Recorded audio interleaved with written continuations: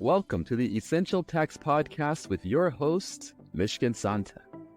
In each episode, we'll take the complex world of tax, all the jargon, acronyms, and stuff that make your eyes glaze over, and explain it in an impactful way to understand the complex and unknown areas.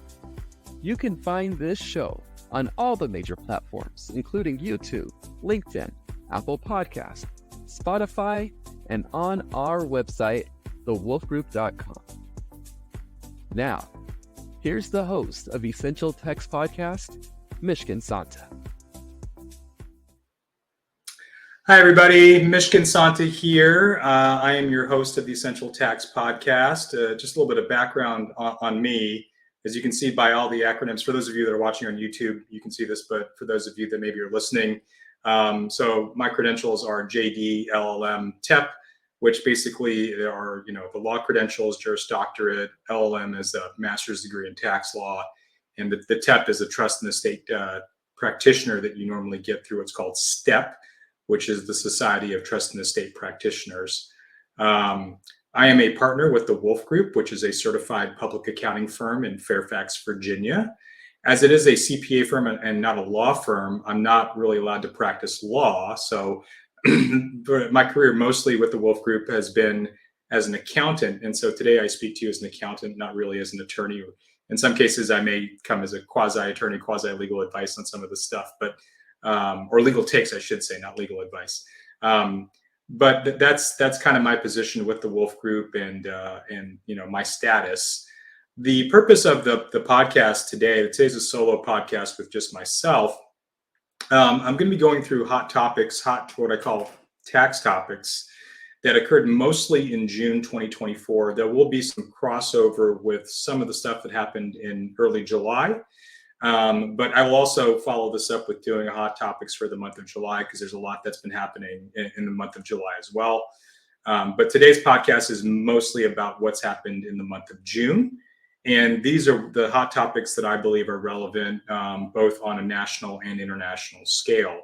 So today we're going to be talking about a couple different things. I'm going to talk about the proposed IRS foreign trust regulations, potential U.S. exit tax regulations. There was a Supreme Court case that has been talked a lot about recently called the Loper Bright case that was decided back on June 28th. We'll talk about that. There's an appeals case called the Farhi case. We'll go into a little bit about that case and kind of where we're at on that. More domestically speaking, we'll talk about IRS Notice 2024-55, which gives us some parameters around what we call emergency distributions from U.S. retirement plans. We'll talk about scams on the elderly, which I think anyone that is my age, and I'm technically considered what's called a zennial. So not quite Generation X, not quite millennial, but kind of halfway in between. If you have parents that are close to being elderly, this is always a topic that I think you need to be concerned about. But there are a lot of scams on elderly individuals these days, and there are certain scams related to the IRS that people need to be aware of. I'll walk through some updates from the United Kingdom, and we have a podcast coming up on UK tax, what's happening out there in the UK pretty soon. So that'll be a good one. We'll walk through some tax treaty updates. And then lastly, we'll conclude with some TCJA, so the Tax Cuts and Jobs Act sunset that will be occurring next year in 2025. Okay, so without further ado, let's talk about the proposed IRS foreign trust regulations. And I'm not going to hone in too much on the actual regulations about updates to foreign trusts. So just so people understand, U.S. people or people that become U.S. people can create or have in their possession beneficial interests or interest in foreign trusts. That's not in any way, shape, or form illegal. But foreign trusts are heavily regulated. What we don't want is the sheltering of funds that you're not paying tax on. These rules are put in place to make sure that there's no tax avoidance or tax evasion. And what has happened with the foreign trust area since probably 1997 is that the IRS has provided guidance on foreign trusts through not regulations, that's the best way I can put it, but mostly through revenue procedures and notices. So the first big notice was Notice 9734, and that has kind of continued on through, I think the last big one that came out was RevProc 2020-17, which happened right before the pandemic. And that's RevProc stands for revenue procedure. But when the IRS kind of gives guidance through notices and revenue procedures, it's not what we call in the United States notice and a hearing. Taxpayers do not get the ability to really publicly comment on these things or give feedback to the IRS in a way that forces them to deal with the issues. And so generally, the way the IRS should be doing a lot of their guidance are through what we call regulations. And what happens with regulations is normally there's a process, right? So the IRS announces that they're going to do regulations, then they put out proposed regulations, people can comment on those regulations, then there's a hearing on the comments, and then the regulations eventually go final. And once they go final, they carry the force of law. We'll talk about, as we get down the road here in this podcast, we'll talk a little bit more about the APA, and we'll talk a little bit more about the Chevron Doctrine as it relates to how we look at regulations once they go final. But those are two really big items that play into whether regulations that go final will actually carry forward or could be challenged under a court of law. Okay. And with the foreign trust regulations, I'm going to kind of go back to those. Those were issued, the proposed regulations, just to reiterate once again, do not carry the force of law. You could technically rely on them if you're a taxpayer, if there's something in there you like, but they don't carry the force of law until they go final. So the IRS can't really enforce anything on regulations until they're final regulations. Those were issued on May 7th, 2024. And the deadline to provide comments to the IRS was July 8th, 2024, so right after the 4th of July. The IRS received nearly 1,500 comments on the regulations, a lot of commentary, a lot of people submitted their thoughts on the regulations.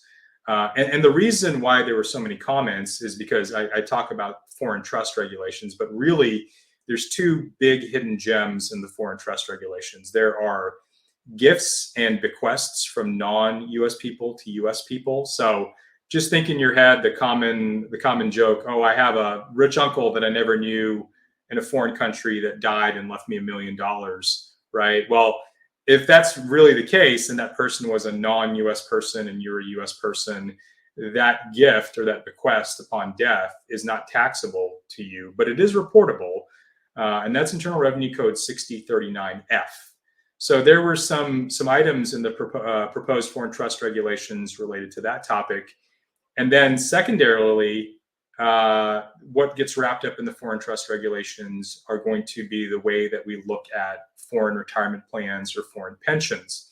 And you would think that there should not really be any issues with a US person having a foreign retirement plan or a foreign pension. But this is an area that is still the wild, wild west. The IRS has not provided a lot of guidance on this. It's very tax practitioner driven as far as how these things get reported and taxed.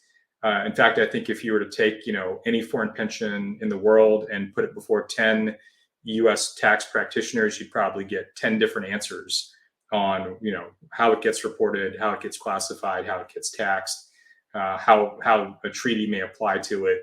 And because of that kind of inconsistency and gray area, there's been a dramatic call for the IRS to come forth and really stop hiding the ball and kind of saying, hey, these are some bright line rules that are easy to understand and easy to apply. I've always thought, there's a list that they have for foreign business entities. It's called the per se list. And so, for example, if I were to open up a foreign company, depending on the type of company that I open up, it could default to a foreign corporation, or if it's a multi-member, it could be a foreign partnership, or if it's a single member, it could be a foreign disregarded entity. But there are certain companies that if you open them up based off of the type of company it is in the foreign country, it's what we call a per se foreign corporation, and you can't, there's no maneuvering there. You can't make it something different than a foreign corporation. And the IRS has a list of these that they publish for each of the countries every single year. And I've always wondered why they can't do that with foreign pensions, especially the most common ones, right? You think about in the UK, there's the UK SIP, right? We want to, I don't see how difficult it would be to just, say, hey, it's this type of foreign pension, and we want you to report it this way. In Switzerland, another example, the Swiss Pillar 2 or the Swiss Pillar 3. In India, you have the Public Provident Fund or the Employer Provident Fund. In Australia, you have different types of superannuation funds. New Zealand, you have your Kiwi Saver.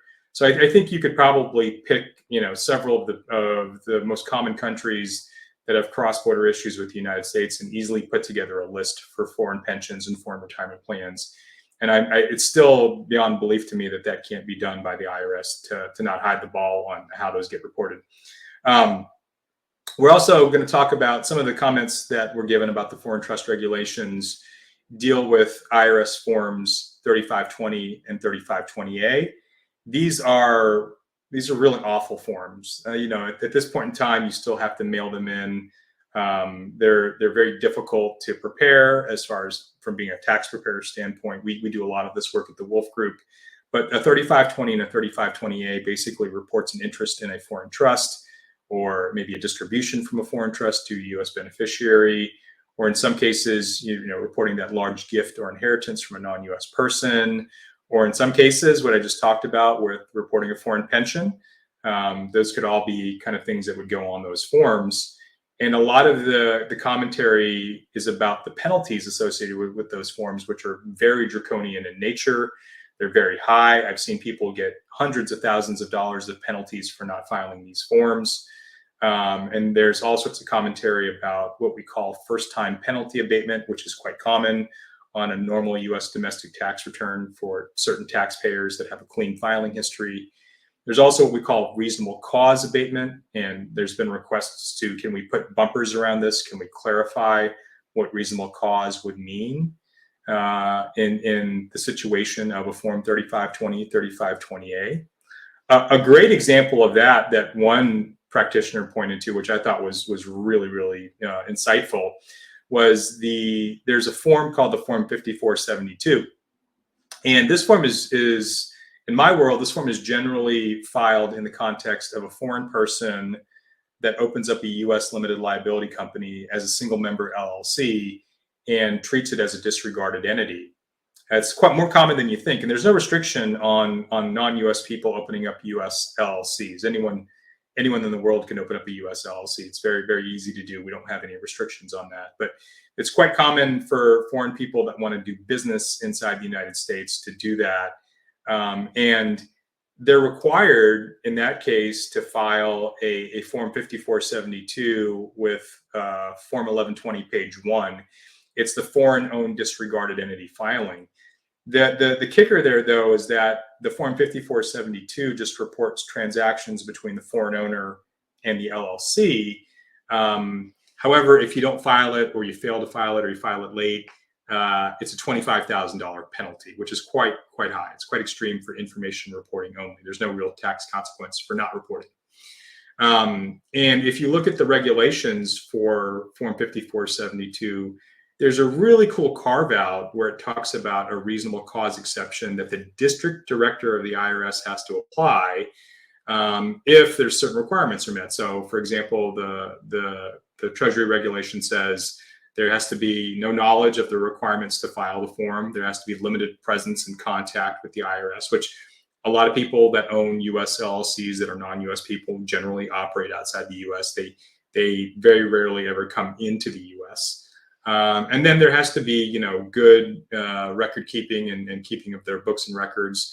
And if requested by the IRS, furnish those books and records.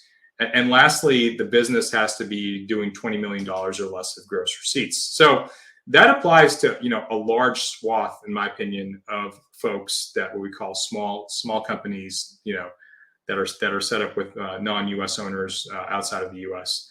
And it's a very good example of how easy it would be for the IRS to provide some clarification on reasonable cause when it comes to international reporting issues.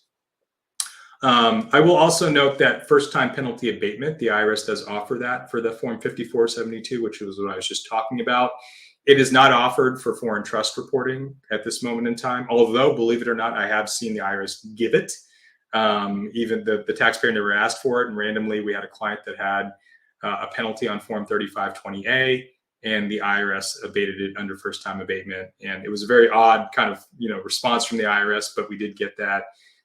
So it's not formalized anywhere that you can get that for those forms, but it's something that I think also should be formalized. That should be, if you can do it for Form 5472, and then the controlled foreign corporation form, Form 5471, I don't see why you couldn't do it for some other international forms such as 3520, 3520A. Other commentary, which I think is relevant to all taxpayers, not just taxpayers with international tax issues. There's a provision of the Internal Revenue Code called 6751. And this is it's a 3-part statute. It basically talks about when a taxpayer receives a penalty, what happens is that the IRS is required under 6751A to say, look, this is the penalty you got, this is how much the penalty is, and this is how we computed the penalty. Okay, so there's a notice that has to be sent to the taxpayer, kind of giving the details of that penalty. And people that get penalties for foreign trust reporting don't always get those notices, or their notices are not always very clear on a certain section of 6751A.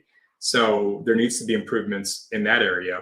But more specifically, if you look at 6751B, someone at the IRS, a supervisor at the IRS, has to approve a penalty in writing. So when an IRS revenue agent or staff member assesses a penalty, doesn't matter really what it is, but assesses a penalty, there really needs to be an approval by someone that's above them, a supervisor, in writing that okay, you've made this penalty assessment, this penalty is being approved by a second pair of eyes, generally a supervisor. That needs to be in writing in the file. And as part of that process, if someone is filing an international form that carries a pretty hefty penalty on it and submits a statement of reasonable cause explaining why they're filing it late or not on time, that statement should be read and should be considered as part of that penalty process. And if the statement of reasonable cause is denied, there should be kind of some commentary as to why it was denied, so that the taxpayer can determine if they want to appeal that decision or not. So that I think, clarifying that should be in there as well too is of a big concern to a lot of people that have this type of reporting. It's commonplace. It's known in the tax practitioner community that these beautiful reasonable cause statements that are mostly written by attorneys are basically not read by a lot of the staff at the IRS. They're basically tossed in the garbage, and they're basically resubmitted on appeal when a taxpayer gets these penalties and then considered at that point in time, which in my opinion is a waste of time. It's not an effective tax administration, which is one of the policies of the IRS. There's also some commentary in the foreign trust regulations about ways to cure issues with foreign trust reporting or foreign pension reporting or foreign gift or bequest reporting. A lot of tax practitioners believe that it's not likely that you can use IRS amnesty programs to cure issues related to foreign gift or foreign inheritance reporting, because there's kind of a rule. And again, if you look at the IRS amnesty programs, there's another example of something the IRS has put out that is not part of a regulation. It's just a suggestion for how to come back in compliance. And it's got no real teeth on it. It's never been criticized or comments given really back to it publicly or debated. But basically, one of the guidelines of the program is you have to have unreported income to use the program. And the program's real goal is to promote voluntary disclosure. And so a lot of people, when we see this issue, you received, a common example is you have a person inside the United States that maybe is a U.S. tax resident because they've spent too much time here.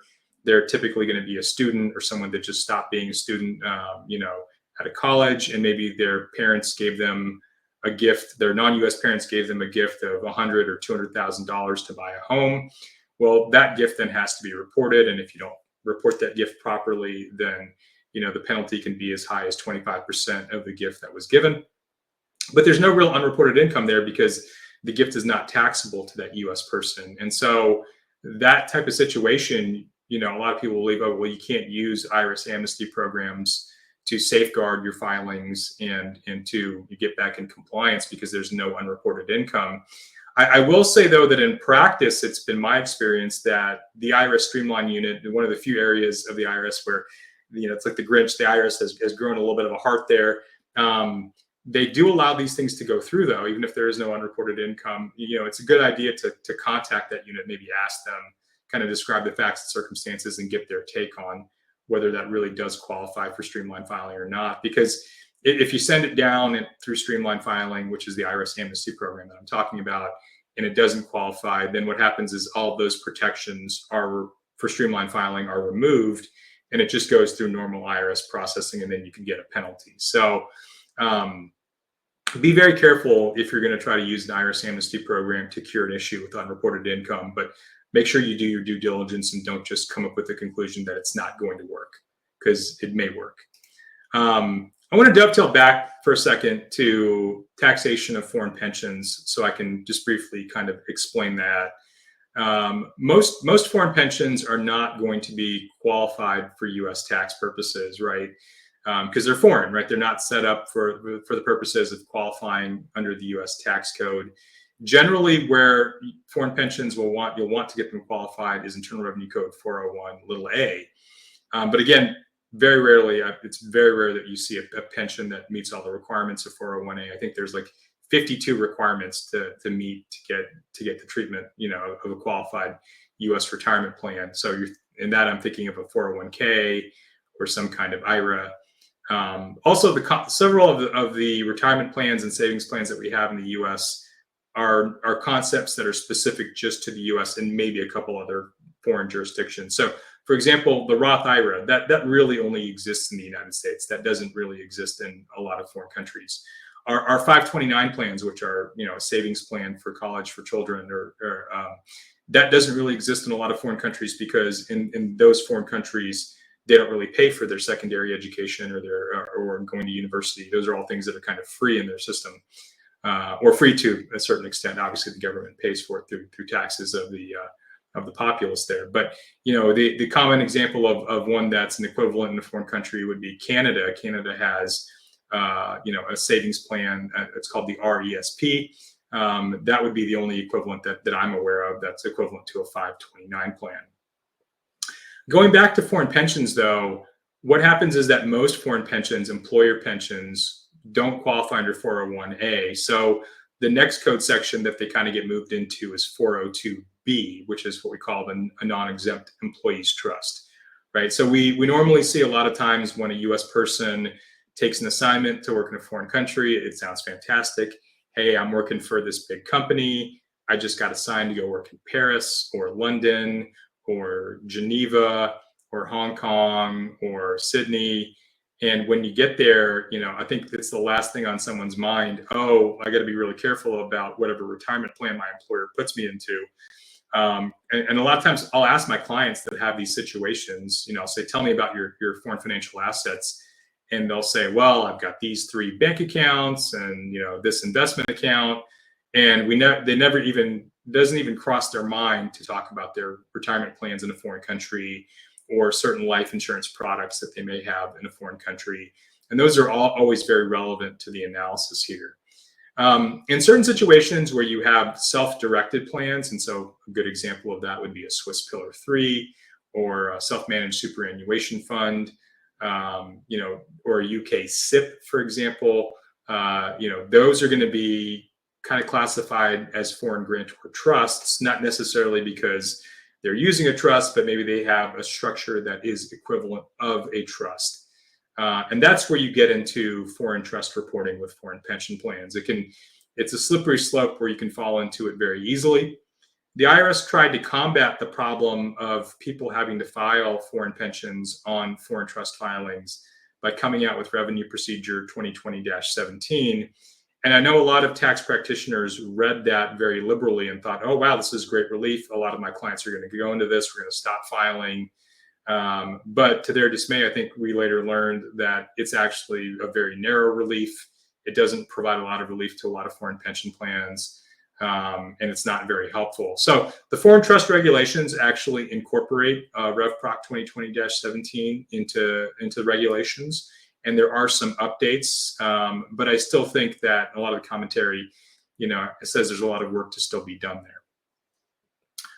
Okay, moving on from foreign trust, I want to talk about potential U.S. exit tax regulations. That's the next big one. For those people that don't know, the U.S. exit tax is imposed upon a U.S. citizen that gives up their citizenship, or a green card holder that's held their green card for longer than 8 years, typically 8 out of 15 years. And once they do that, they're subject to the U.S. exit tax rules. There's a 3-part test, and if they fail any one of those tests, then they have to pay the exit tax. If they don't fail one of those tests, then there's no exit tax due. They can file their final stuff and kind of move on. Now, there may be some continued filing if they have, U.S. retirement plans. There's continued reporting that you have to do there until you take a withdrawal out. But that's generally how the exit tax works. And we'll do a podcast that'll walk through all the nuts and bolts of exit tax in the near future. But the funny thing about the exit tax, or the current version of the exit tax, is that it came out in 2009. It's Internal Revenue Code 877 capital A. And when it came out in 2009, the IRS published a notice called Notice 2009-85. And it's a very comprehensive notice. It does a fantastic job describing all the moving parts of in my opinion, of the exit tax at that time. It wasn't, super comprehensive, because it didn't need to be. At the very end of the notice, it says, hey, we're going to, IRS, we're going to publish regulations on this. And there was also a very special form called Form 708 that they said that they were going to come out with. Form 708 is the form you would need to pay. It's an inheritance tax. It's the only inheritance tax we have in the U.S. tax code, and that's Internal Revenue Code 2801, which we'll talk about here in a minute. And so when that came out, we were all kind of holding our breath, waiting for these regulations and that form to be published. And as of today, here in July 2024, those regulations still have never been published for 877 Cap A. There is no Form 708. And so it's a huge area of it's a wide open challenge under the Administrative Procedures Act for the IRS. And it was kind of highlighted in a recent case in 2023 called the Arresti case. And the Arresti case is super, and I'll put a link to the case in the notes. But it's a super interesting case for a wide variety of reasons. It really kind of turns on its head how we think about doing what we call treaty tiebreakers for green card holders. And it kind of foreshadows what we'll talk about here in a minute, which is the U.S. Supreme Court case, the Bright Loper case. But one of the main parts of the case that talked about, Arresti was a green card holder that did a treaty tiebreaker. So this guy had a green card since 1984.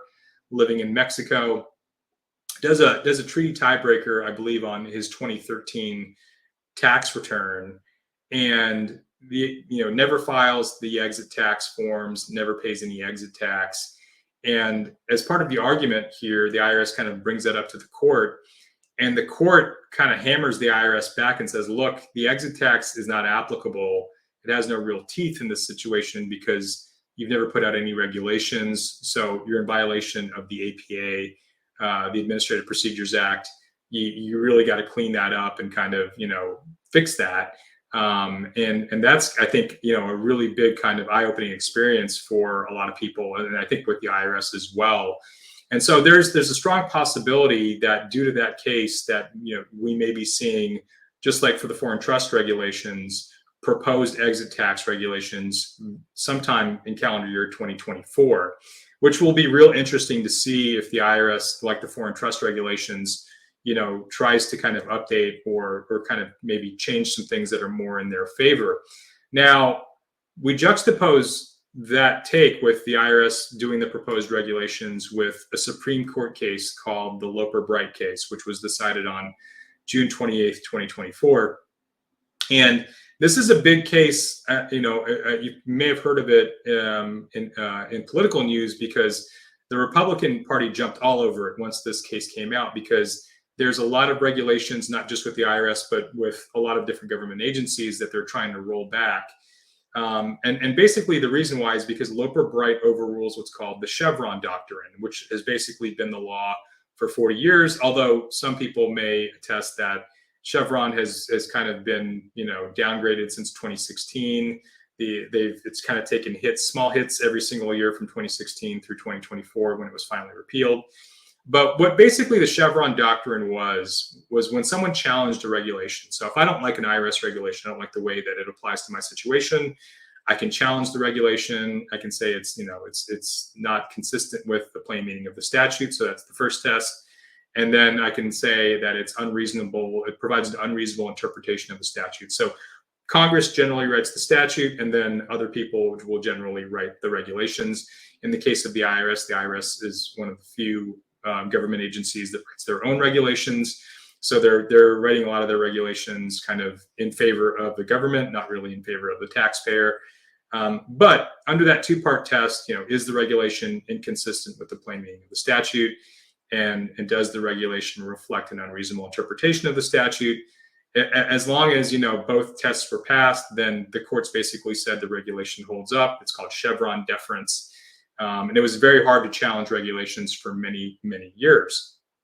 Well, now that has been overruled by the Supreme Court, it opens up a really massive door where a lot of regulations could get challenged.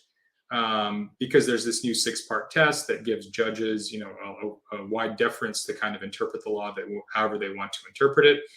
And so if you're a tax practitioner, you've really, this has been something that, you haven't really had an opportunity to kind of tell your client, well, maybe we should, challenge this regulation. It's been, like I said, 40 years since the Chevron Doctrine has kind of held its weight, and now it's no longer there. And so in some cases, depending on what the regulation is, you may want to take a position that is inconsistent with the regulation. By basically what happens is you file your tax return, you pay your tax due under the normal rules, and then you file what's called a claim of refund, or if someone else is litigating the issue, a protective claim of refund. And that would then challenge the regulation, and you could make that challenge under the Loper Bright case, which is the Supreme Court case. So it's a super interesting kind of development that we have in the area of challenging taxpayer regulations. The second part of the Arresti case, which I'm going to dovetail back to the foreign trust regulations, is reporting, foreign financial asset reporting for individuals making what we call treaty tiebreaker declarations. So we see this a lot where foreign people will go get a green card, and they'll do it just because they want their child to also get a green card so that they can attend school inside the United States. But they never have any intention of using the green card to come to the United States, but they need to have the green card the entire time their child has their green card. And so what they'll do is they'll file a treaty tiebreaker with the IRS every single year.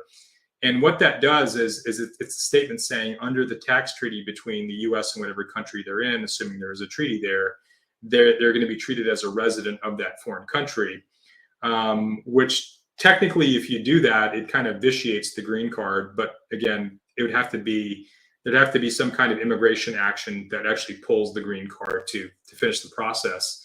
But when you do that 8-year test that I talked about to become subject to the US exit tax, the years that are counted against that never start or don't really apply to whatever year you're doing a treaty tiebreaker. However, you still have to file a tax return, what we call a non-resident tax return with the IRS. And in some cases, you may have to file international informational reports. And what we see in the proposed foreign trust regs is the regulations say that if you do this, you don't need to file the Form 3520 to report foreign gifts. And you may not need to file or bequests. And you may not need to file the Forms 3520 and 3528 to report interests in foreign trusts or foreign pensions. So that's an area that's kind of a win for taxpayers. It's a good one. I like that outcome.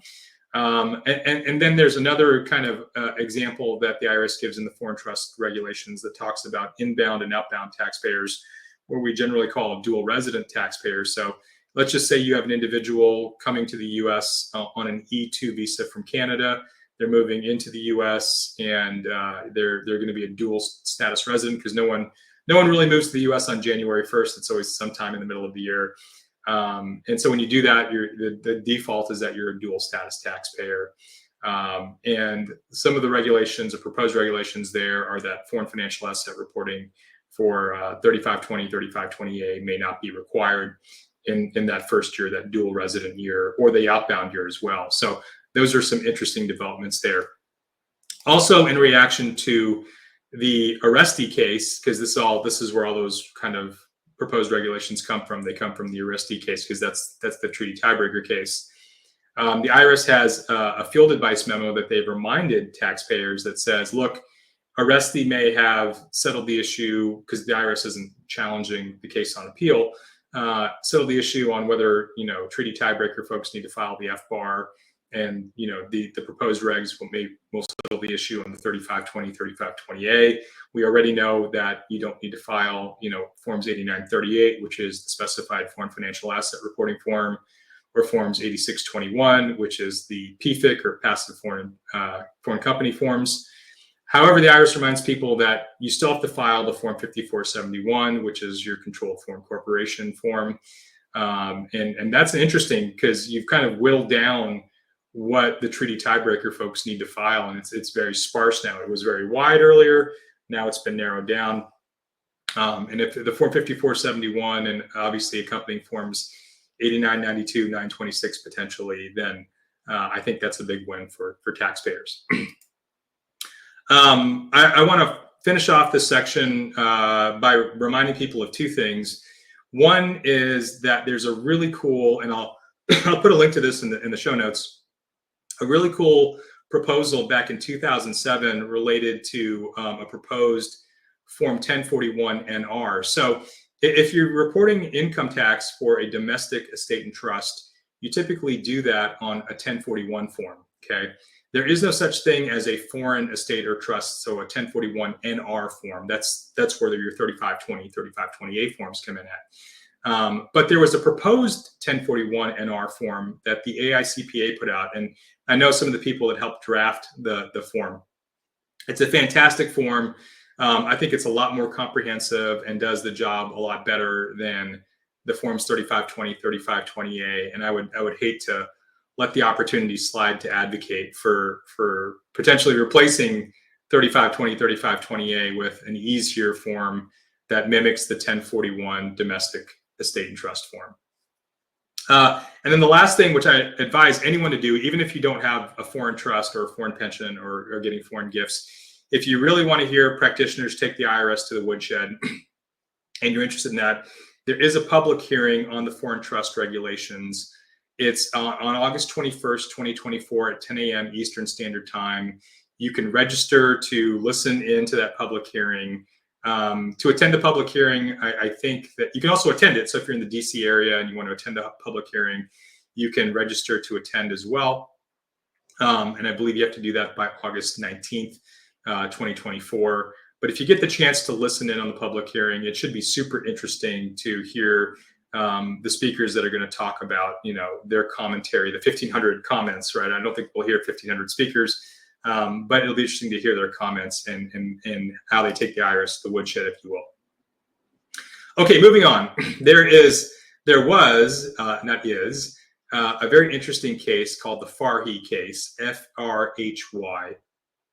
And that was super interesting because in that case, Farhi challenged the IRS's ability to assess what they call a $10,000 penalty on failure to file Form 5471, which is the controlled foreign corporation form. So if you open up a foreign company offshore and you're the owner of it and it defaults to a foreign corporation, you generally need to file Form 5471. And if you don't do that, then there's a $10,000 penalty. Farhi was super interesting because Farhi challenged the IRS's ability to actually assess the penalty and won.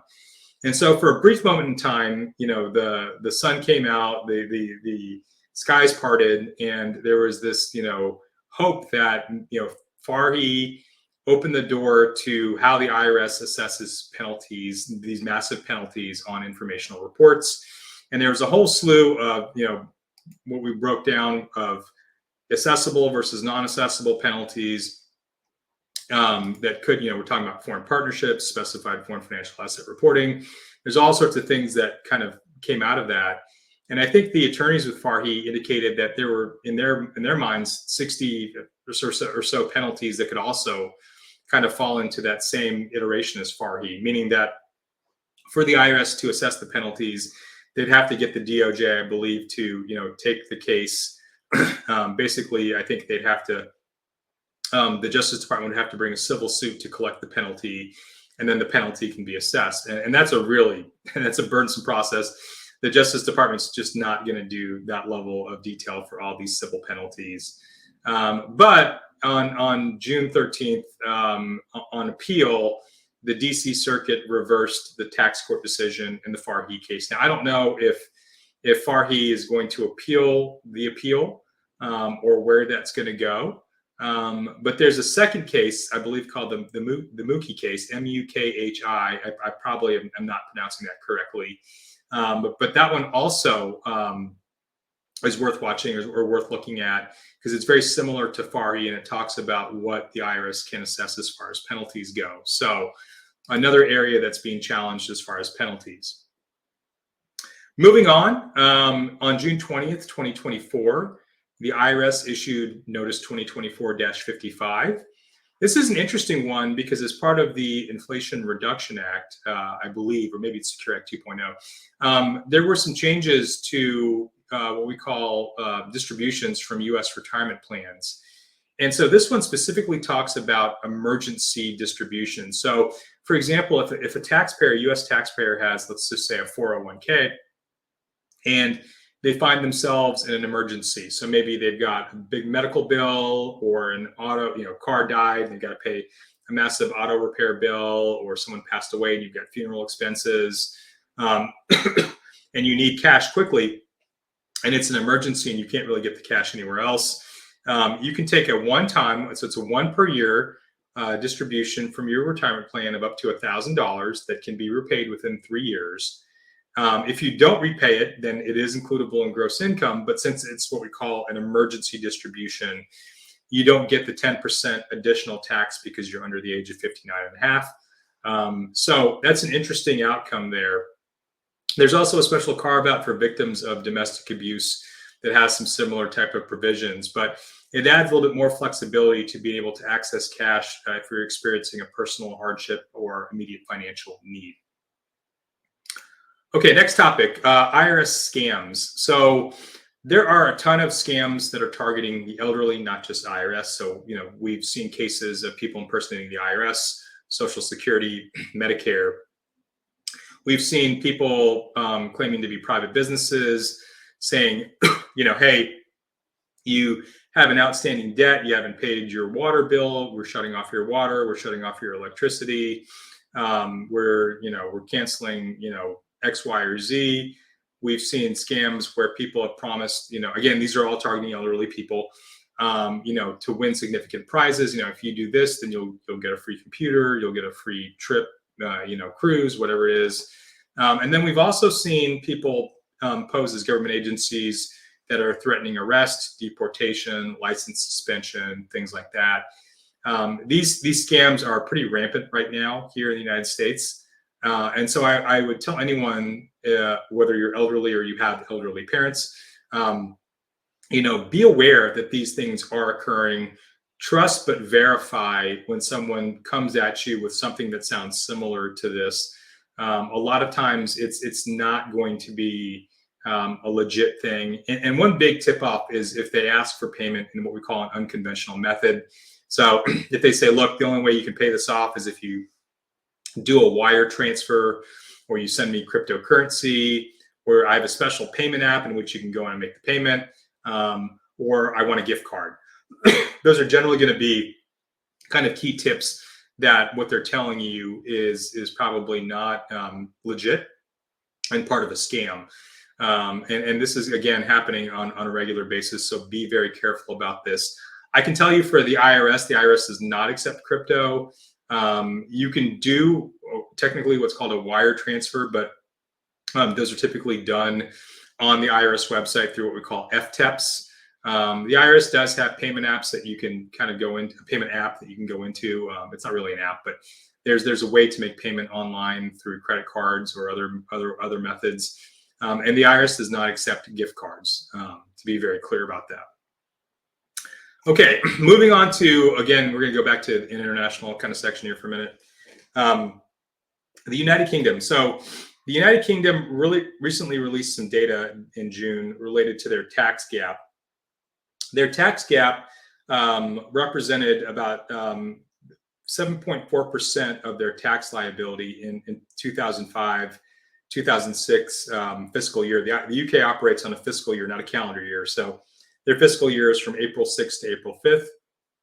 That tax gap, due to collections efforts, I believe, or compliance efforts, has dropped to 4.8% for 2022 through 2023 fiscal year in the UK, which is a fantastic result for them.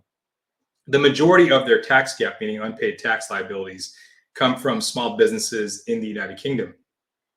And the Labour Party, which recently won the elections in the UK on July 4th, has proposed to raise £5 billion pounds by coming after tax evaders or people that are avoiding paying taxes, which is interesting because there have been several reports. I'm sure if I mentioned the Panama Papers and some of the things that have happened after that, but there are several reports showing that UK taxpayers have about $570 billion in tax havens throughout the world. And those reports came out in 2017. That same year, HMRC, which is the UK version of the IRS, basically got advanced power to investigate and find individuals or businesses that had offshore tax evasion or non-compliance issues. There was a report that came out on June 16th showing that HMRC had not investigated or really fined or prosecuted a single person or business. So it's an area that I think that the government in the UK will push HMRC on, and there could be a lot more activity in that area going into the next fiscal year for the United Kingdom. And I'll dovetail that with, again, the UK Labour Party winning the UK election is a pretty massive deal. Currently in the United Kingdom, if you're, for example, a US person moving into the UK, they have this method of taxation called remittance-based taxation. And they call you, the name of that is called non-dom. That's what they call it, or non-domiciliary, meaning that they're not going to tax non-UK income, okay, unless you bring that income into the UK. So for example, if I sell a stock in the US and I'm living in the UK and I get a $50,000 gain, but I leave the money in the US and I'm on these non-dom rules, I'm not going to be taxed in the UK. But if I take that $50,000 of gain and I wire it to myself in the UK, then that is taxed in the UK because I've remitted it back into the UK. And generally, when you're on the non-dom rules, it's for a very long period of time. I believe you can do it for up to 15 years. Well, under the Labour Party, what they have put out there is, look, that those days are done. The non-dom provisions are done. And there's going to be a 4-year non-dom provision where basically we're not going to tax UK income or gains. We're not going to worry about whether you remit it into the UK or not. So we don't care if you remit the $50,000, but you only have 4 years where you're taxed on UK source income only. And then after that, you're subject to full UK tax, which is quite high. I believe it can go as high as 40%. There's all sorts of stuff that have been proposed. There's not really anything that's quote unquote draft legislation yet. But another big item that was proposed was abolishing what's called their protected trust regime. And in doing so, there's a massive amount of opportunity over, through April 6, 2025. Again, they're on fiscal years, where planning between the US and UK outbound, so US going into the UK, and kind of harmonizing the trust regime is now an interesting topic. In the past, the UK really does not like certain types of US trusts, specifically US revocable trusts. If they abolish the protected trust regime, then it opens up potential new opportunities to create those types of US trusts. But it also opens up the ability to create new types of UK trusts for shielding assets and estate planning. So a lot of change going on in the UK right now. I'm super excited because I'm going to have some folks on the podcast that are going to talk about cross-border US, UK, planning for the potential new regime. as the rules and legislation come out, we're going to talk about how that could impact, a U.S. person that's either going inbound in the U.K., a U.S. person that is currently in the U.K. on the non-dom rules, or a U.S. person that's leaving the U.K. maybe for another jurisdiction, which we're seeing a lot of that activity as well. Okay, moving into the last couple topics here, I want to talk about there's a press release on June 17th. The United States government has suspended the tax treaty with Russia. The suspension basically is due to kind of the ongoing issues between Russia and the Ukraine. And basically the treaty isn't suspended in full, but rather you have suspension of certain sections. So paragraph 4 of Article 1, Articles 5 through 21 and 23 are all suspended. Those are the big heavy hitters of the U.S.-Russia treaty. And what that does, or what the outcome of that is, that you end up with double taxation in a lot of cases. So it really hurts a lot of U.S.-Russia dual taxpayers that maybe are using the treaty to their advantage to mitigate double taxation. The same issue is happening in Hungary. That treaty was terminated on January 1st, 2024. So you have definitely some issues of double taxation going on between the U.S. and Hungary. That could be an issue similar to the U.S.-Russia treaty. I will remind people that the U.S. has the first treaty ever with a country in South America, with Chile. That treaty went into effect on January 1st, 2024.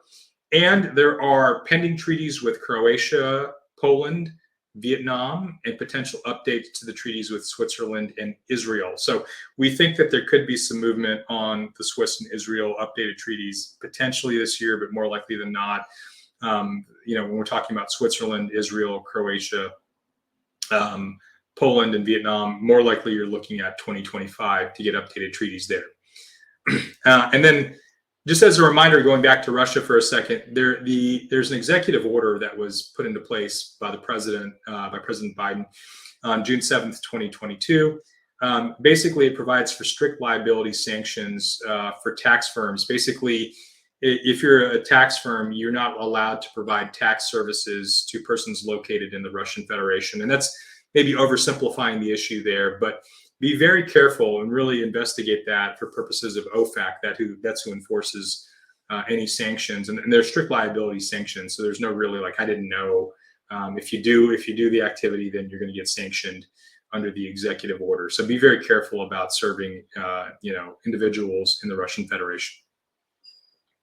Okay, and the last topic of the podcast today, and I'm going to kind of make this something that's going to be in every single podcast going forward. But we have the Tax Cuts and Jobs Act of 2017, which is the current kind of updated tax code that we're operating under. It updates the 1986 tax code. It's the most comprehensive change that we've had to the U.S. tax code since 1986. That was passed. That was passed and signed into law by President Trump on December 22nd, 2017. It expires. Most of it expires. There's some things that are in perpetuity, like the corporate tax rate, for example. That doesn't expire, but most of the legislation expires on December 31st, 2025. I bring this up because as of the time of this recording, President Biden has withdrawn from the presidential race, and it's likely that Vice President Kamala Harris will be the Democratic nominee. And it's interesting to now understand, because we know President Biden's kind of stands on, if he were to be reelected, kind of where the Democrats would come in at as far as what their thought processes, or at least initial thought processes on TCJA and kind of how that would look. But we don't really have any real insight into what Vice President Harris would do there. What we do know, and this goes back to the voting that occurred, because Vice President Harris was a senator back in 2017 when the Tax Cuts and Jobs Act was passed. And if you look at the voting, not a single Democrat voted for the Tax Cuts and Jobs Act of 2017. 51 of the 52 Republicans voted yes for it in the Senate, with one absent. So basically the Tax Cuts and Jobs Act is kind of solely the Republicans' baby here. There were, I think in the House, 189 out of 193 Democrats voted no against the Tax Cuts and Jobs Act. So really an overwhelming majority of Republicans voted yes, and this is a Republican-based bill. And so it'll be interesting to see, we know she voted no, but it'll be interesting to see kind of what her stance would be as a candidate. And I think it should be asked, where do you fall at with the Tax Cuts and Jobs Act as far as extending the provision? I will say, though, presidents, for the most part, it's really comes down to what they will sign or what they will veto. That's really the line that's kind of drawn in the sand.